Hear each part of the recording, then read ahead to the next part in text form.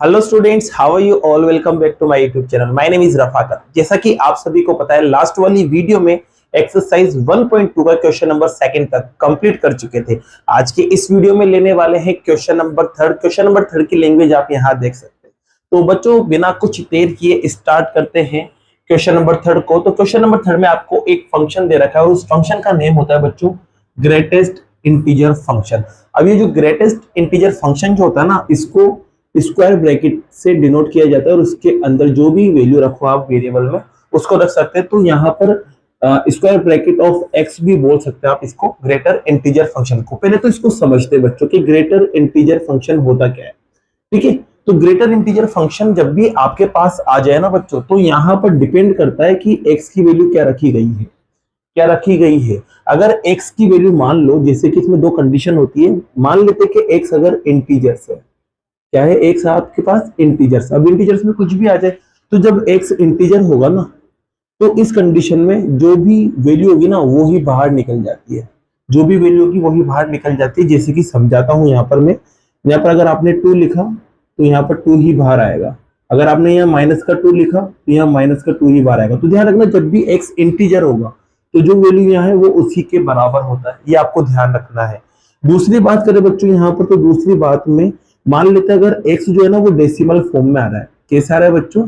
Decimal form में आ रहा है आपके पास, मतलब नॉन इंटीजर है, इंटीजर नहीं है यहाँ पर। तो इस कंडीशन में ध्यान रखना, जो भी आपके पास x होगा, अब x जो है बच्चों किसी ना किसी दो नंबर्स के बीच में तो आएगा ही सही ना। दो नंबर के बीच में आएगा तो ध्यान रखना उन दोनों नंबर में से जो भी छोटा नंबर होगा ना उसके इक्वल होता है ये। तो ध्यान रखना यहाँ पर ये जो है ये छोटे वाले नंबर के इक्वल होता है। जैसे कि देखो समझाते हैं यहाँ पर आपको। यहाँ पर मैंने लिखा 3.4। अब 3.4 जो है वो 3 और 4 के बीच में आता है। तो इसकी जो वैल्यू है ना वो छोटी वाली आएगी। 3 और 4 में से छोटा कौन है? आप कहोगे सर 3 छोटा है, तो इसकी वैल्यू 3 आ जाएगी। ठीक है, अगर बाई चांस यहाँ पर ऐसा हो रहा माइनस का 1.2 लिख दिया मैंने, क्या लिख दिया? माइनस का 1.2। अब माइनस का 1.2 -1 और -2 के बीच में आता है, आप सभी को पता है। अब -1 छोटा के माइनस का 2 छोटा, आप कहोगे सर माइनस का 2 छोटा है, इस वजह से यहाँ पर माइनस का 2 आ जाएगा। ठीक है, तो ध्यान रखना आपको कुछ ग्रेटर इंटीजर जो फंक्शन होता है वो कुछ इस तरह का होता है। ठीक है, तो आप इसको समझ चुके हो। तो अब अपन अपने क्वेश्चंस को लेते हैं। देखो इसमें क्या करना है। तो इसमें आपको प्रूव करने के लिए बोला गया है कि एक फंक्शन है जो रियल नंबर से रियल नंबर में डिफाइन है, मतलब उसका कोडोमेन और डोमेन दोनों रियल नंबर्स हैं, और जो फंक्शन है वो ये रहा। अब इस फंक्शन को आपको प्रूफ करना है कि ना तो ये 1 1 हो और ना ही क्या हो बच्चों, ऑन टू हो। तो आपको 1 1 और ऑन टू दोनों ही नहीं बताने हैं। तो देखिए इसके लिए सीधी सी बात है, इसके लिए भी एरो डायग्राम बना लेते हैं और 2 मिनट में अपना काम हो जाएगा। तो देखिए यहाँ पर सबसे पहले मैं फंक्शन को उठाता हूँ। जैसे कि आपके पास फंक्शन दे रखा है R2R में डिफाइन है, और जो फंक्शन है वो आपके पास है f of x is equals to square bracket of x।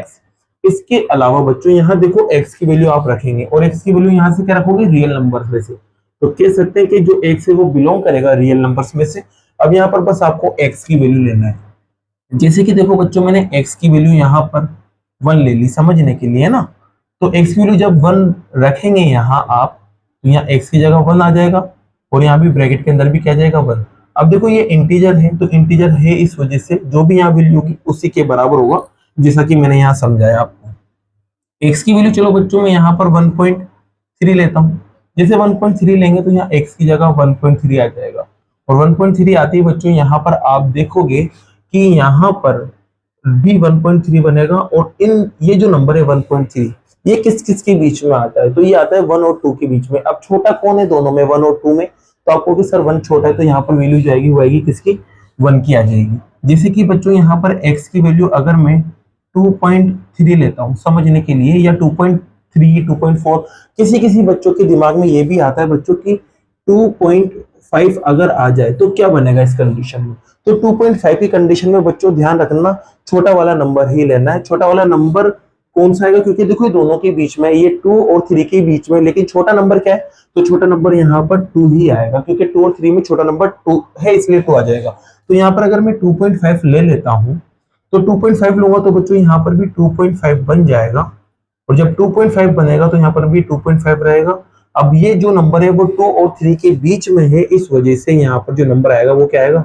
2 आ जाएगा। तो यहाँ पर बच्चों ऐसी और भी वैल्यू ले लेते हैं आप। जैसे कि मैंने ले लिया यहाँ पर 2.8 ले लिया, तो 2.8 भी यहाँ लेने के बाद अब देखेंगे कि 2.8 किस किस के बीच में है। तो आप कहोगे सर 2.8 2 और 3 के बीच में आता है, तो छोटा नंबर 2 इसलिए यहाँ पर 2 आ जाएगा। ठीक है, तो इतना काफी, चाहो तो आप और भी वैल्यू यहाँ रख सकते हैं आपके अकॉर्डिंग अलग अलग। अब इससे ही मैं आपको समझा दूंगा। जैसे कि देखो बच्चों, यहाँ पर एक तो मैं बनाऊंगा यहाँ पर डोमेन और एक बनाऊंगा बच्चों में यहाँ पर कोडोमेन। ठीक है, अब आपको पता है बच्चों, जो डोमेन है वो भी रियल नंबर से बिलोंग करेगा और कोडोमेन भी रियल नंबर से बिलोंग करेगा।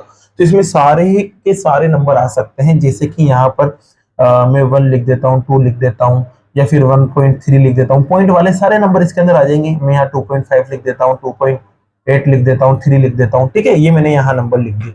इसी यहाँ पर भी बच्चों, जैसे कि आपके पास 1 आ जाएगा, 1.5 आ जाएगा, 1.8 आ जाएगा, 2 आ जाएगा, 3 आ जाएगा, फिर 3.6 आ जाएगा। ऐसे सारे नंबर आपके पास यहाँ आ जाएंगे। ठीक है, अब देखो यहाँ पर आपको चेक करना है कि 1 1 और 1 2 में से क्या क्या है। तो बस कुछ भी नहीं, इसका इमेज चेक करते हैं। तो जैसे कि बच्चों यहाँ देखोगे आप, 1 का इमेज क्या था, आप कहोगे सर 1 है, तो लो बच्चों 1 का इमेज 1 आ चुका है।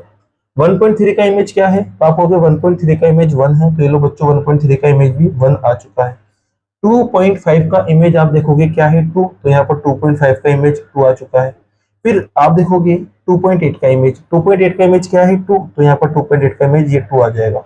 तो बच्चों आपका कुछ रे डायग्राम बन गया या एरो डायग्राम आपके पास बन चुका है। ठीक है, ये फंक्शन यहाँ पर एक डिफाइन हो रहा था। ठीक है, अब देखिए यहाँ पर आपको चेक करना था 1 1 और 1 2। तो 1 1 का तो सीधा सा मसला है, सीधी सी कंडीशन है कि सिंगल एलिमेंट या डिफरेंट एलिमेंट अगर आप यहाँ ले लो, किसमें, डोमेन में, और इनके जो इमेज है अगर वो भी डिफरेंट आपको मिल जाते हैं, तो आप 1 1 कहते हैं। तो देखो यहाँ पर ये दोनों डिफरेंट एलिमेंट थे, 1 और 1.3 दोनों डिफरेंट है। अब इनकी जो इमेज है वो डिफरेंट आ रही है क्या, तो आप कहोगे दोनों का इमेज जो है वो सेम आ रहा है, वो है 1। तो डिफरेंट इमेज यहाँ पर अवेलेबल नहीं है, इस वजह से ये 1 1 तो होगा ही नहीं, तो कह देंगे 1 1 तो नहीं है। फिर बात करते हैं ऑन टू की। ऑन टू क्या कहता है, ऑन टू कहता है कि जो कोडोमेन है बच्चों आपके पास, इस कोडोमेन के सभी एलिमेंट्स क्या होना चाहिए, इमेज होना चाहिए। तो देखो यहाँ पर सिर्फ इंटीजर ही इमेज बन रहे हैं। जो इंटीजर्स होते हैं, आपको पता है इंटीजर्स के होते हैं 0 1 2 3, इसके अलावा माइनस का 1, माइनस का 2, माइनस का 3, जितने भी आपको लिखना हो लिख सकते हो, ये इंटीजर्स होते हैं। अब ये इंटीजर्स ही इमेज आ रहे हैं, बाकी के जो डेसिमल वाले नंबर थे जैसे कि 1.5 1.8 3.6, ये किसी की भी इमेजेस नहीं है। तो कह सकते हैं अपन नॉन इंटीजर्स जो है ना, वो इमेजेस नहीं है इसके अंदर, किसके अंदर, कोडोमेन के अंदर। तो इस वजह से ये जो फंक्शन है वो ऑन टू भी नहीं होगा। ऑन टू का कंडीशन यही है कि सारे के सारे इमेज होना चाहिए, लेकिन यहाँ पर नॉन इंटीजर्स तो इमेज है ही नहीं, तो ये ऑन टू नहीं होगा। तो बस अब आपको क्या करना है, लाइन लिखना है। सबसे पहले तो बच्चों अपन 1 1 के लिए लिखेंगे। तो 1 1 के लिए अपन कहानी लिखते हैं। 1 1 के लिए आपको पता है कहानी क्या होती है, कि इसके जो डिस्टिंक्ट एलिमेंट है, किसके, डोमेन आर के, उनकी इमेज डिस्टिंक्ट होना चाहिए। तो यहाँ पे डिस्टिंक्ट नहीं है, तो बस यही लाइन आप लिखेंगे। तो क्या लिखेंगे, distinct element of domain are has not distinct image. ठीक है, अलग अलग इमेज इसकी नहीं है।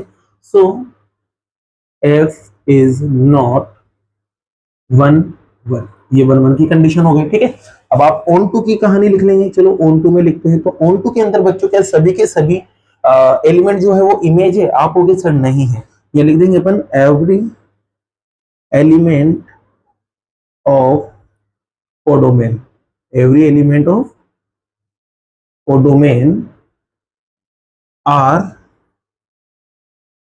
Not the image of element of domain.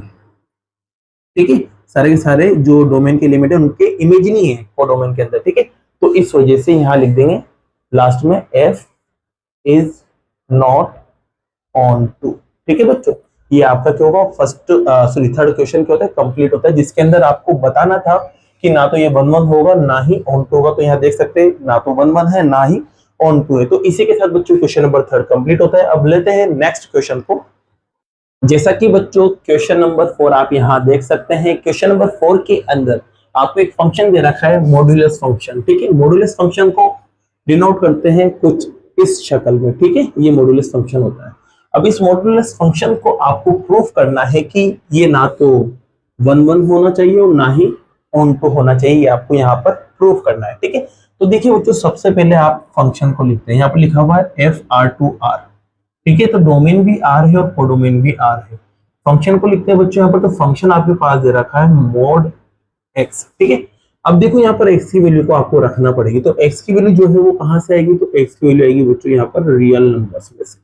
ठीक है ना। अब देखो आपको सबको पता है 11th क्लास से पढ़ता है और मोड के बारे में, इसके अंदर अगर जो पॉजिटिव नंबर रखते हैं तो रिजल्ट पॉजिटिव ही रहता है, और नेगेटिव रखते हैं तो तब भी रिजल्ट क्या बन जाता है, पॉजिटिव बन जाता है। तो यहाँ पर देखो बच्चों मैं सबसे पहले क्या करता हूँ, फंक्शंस को उठाता हूँ, और फंक्शन को उठाते हैं यहाँ पर, और इसके अंदर बस अब आपको वैल्यू रखना है और एरो डायग्राम बनाना है। तो यहाँ पर जैसे कि देखो मैं अगर x की वैल्यू 0 ले लेता हूँ तो 0 का मोड हो जाएगा, और 0 का मोड आपको पता है 0 होता है। x की वैल्यू अगर मैं यहाँ 1 ले लेता हूँ तो 1 का मोड हो जाएगा, और 1 का मोड आपको पता है 1 होता है। x की वैल्यू अगर यहाँ माइनस का 1 ले लेता हूँ तो माइनस का 1 रखते ही माइनस 1 का मोड भी प्लस का 1 होता है। x की वैल्यू अगर आप यहाँ 2 ले लेते हैं तो यहाँ 2 का मोड हो जाएगा, और 2 का मोड आपको पता है 2 होता है। और x की वैल्यू अगर माइनस का 2 ले लेते हैं आप यहाँ पर, तो माइनस 2 का मोड भी आपको पता है प्लस 2 होता है। यहाँ लिख देना x 0 लिया है, यहाँ x 1 लिया है, और यहाँ x माइनस का 1, और यहाँ x आपने लिया है 2, और यहाँ x आपने लिया है माइनस का 2। ठीक है, ये वैल्यू आपने रखी है।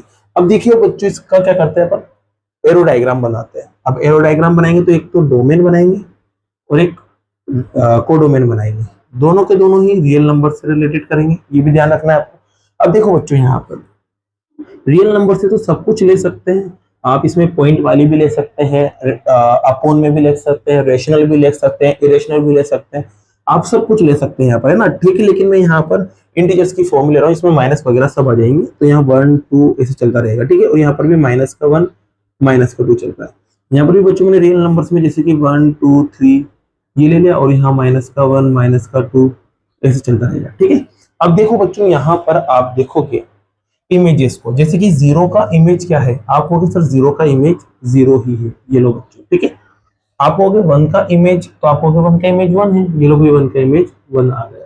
आप कहोगे -1 का इमेज, तो -1 का इमेज प्लस का 1 है, तो ये लो बच्चों -1 का इमेज जो है वो प्लस का 1 आ चुका है। फिर 2 का इमेज प्लस का 2 आ रहा है, ये लो भाई 2 का इमेज प्लस का 2 आ गया। फिर यहाँ देखते हैं -2 का इमेज प्लस का 2 आ रहा है, तो ये लो -2 का इमेज प्लस का 2 आ रहा है। ठीक है, ये आपके पास कुछ एरो डायग्राम आपका कंप्लीट होता है। अब डायग्राम कंप्लीट हो गया तो बस आपको 1 1 और 1 2 को चेक करना है।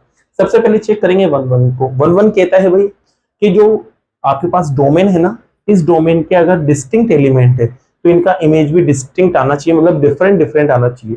तो जैसे कि बच्चों यहाँ आप देखो 1 और -1 दोनों अलग अलग है कि सेम है, आप कहोगे सर दोनों अलग अलग है, डिफरेंट है, तो इनका इमेज भी डिफरेंट आना चाहिए। चेक करते हैं, तो -1 और 1 का इमेज देखा आपने, तो -1 और 1 का इमेज दोनों ही क्या निकल रहा है, 1 आ रहा है, डिफरेंट इमेज नहीं है। जैसे कि -2 और +2 ये दोनों डिफरेंट थे, इनका इमेज देखा तो इनका इमेज भी क्या आ रहा है, सेम ही आ रहा है, डिफरेंट नहीं आ रहा है। इस वजह से आप कहोगे कि यार ये जो फंक्शन है वो 1 1 नहीं है। 1 1 नहीं है, तो इसके बाद बात करते हैं ऑन टू की। ऑन टू में क्या होता है, ऑन टू में जितने भी एलिमेंट है किसके अंदर, कोडोमेन के अंदर, कोडोमेन आर के अंदर जितने भी एलिमेंट्स है वो सभी के सभी इमेज होना चाहिए इन एलिमेंट का। ठीक है, ये सभी के सभी इमेज होना चाहिए इन एलिमेंट का, मतलब किसके एलिमेंट, डोमेन के एलिमेंट का इमेज होना चाहिए। तो अब आप कहोगे सर यहाँ पर -1 -2 -3 ये जो है वो इमेज ही नहीं बन पाएंगे, क्यों, क्योंकि माइनस की वैल्यू रखती है वो प्लस की हो जाती है, तो यहाँ पर माइनस वाले नंबर जो है वो इमेज नहीं रख पाएंगे, तो सभी के सभी इसमें इमेज नहीं हो पा रहे हैं। इस वजह से जो ये आपके पास फंक्शन है वो ऑन टू भी नहीं होगा। तो बस यहाँ पर बच्चों सबसे पहले आप 1 1 के बारे में लिखोगे, तो 1 1 के लिए आप क्या लिखोगे, मैं बोल देता हूं यहाँ पर, आप लिखना distinct element of domain are has not distinct image in codomain are, so F is not 1 1। ठीक है, ये कहानी आप लिख दोगे यहाँ पर। 1 1 कहानी आप लिखने के बाद आप आओगे ऑन टू पर।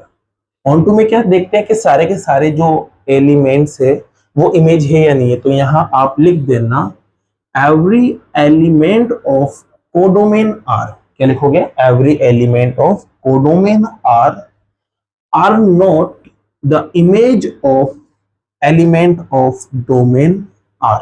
ठीक है। So F is not onto, ठीक है। लास्ट में आप क्या लिख दोगे, hence F is neither 1 1 nor onto, ठीक है। और इसी के साथ आपका ये क्वेश्चन क्या होता है, प्रूफ हो जाता है, ठीक है बच्चों। तो इसी के साथ ये क्वेश्चन 4 कंप्लीट होता है। अब बाकी के जो क्वेश्चन है वो नेक्स्ट वीडियो में करते हैं। अगर वीडियो पसंद आई और ये क्वेश्चन आपको समझ आए हो तो वीडियो को लाइक कीजिए, चैनल को सब्सक्राइब कीजिए। Thank you so much.